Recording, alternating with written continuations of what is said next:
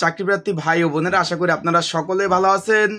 প্রাণী সম্পদ অধিদপ্তরে কিন্তু 19 তারিখ পরীক্ষা হতে যাচ্ছে বিভিন্ন পদের। এখানে কিন্তু আপনার ঢাকা উত্তর এবং দক্ষিণ সিটি কর্পোরেশনে মোট 40টি কেন্দ্রে পরীক্ষা হতে যাচ্ছে।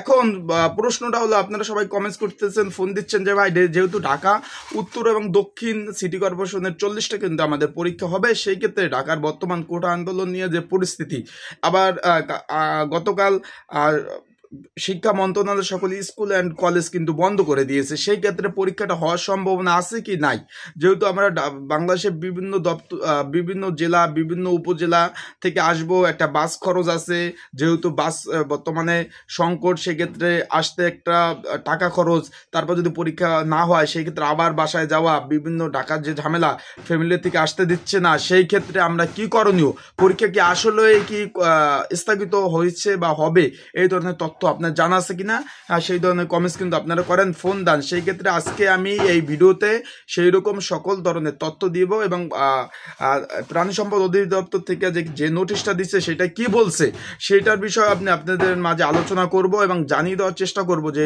পরীক্ষা আসলে হবে না স্থগিত হবে, সকল বিষয়। তাই আপনারা যারা আমার ইউটিউব চ্যানেলে নতুন, তারা অবশ্যই আমার ইউটিউব চ্যানেলটা সাবস্ক্রাইব করবেন।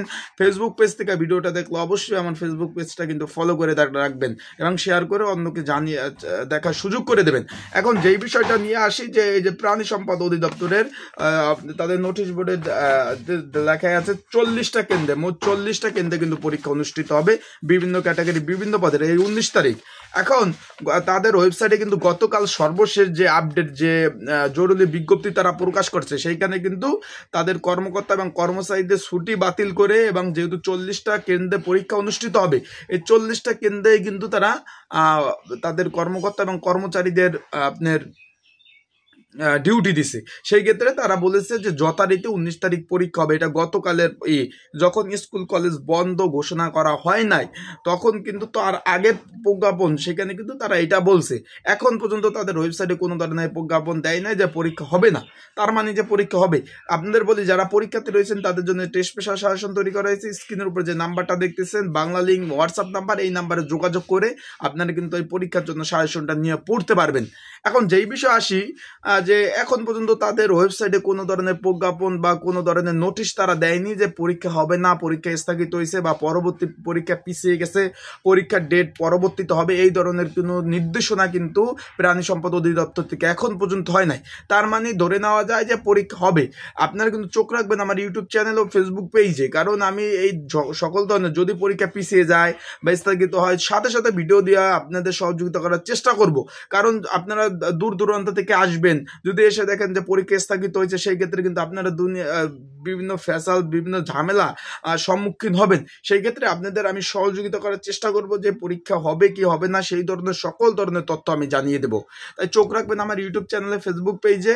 আর অবশ্যই আপনার প্রিপারেশন নেন, প্রস্তুতি নেন। যদি পরীক্ষা পিছিয়েও যায় তাও কিন্তু হবে, প্রিপারেশনটা নিতে হবে, পরীক্ষা হবে।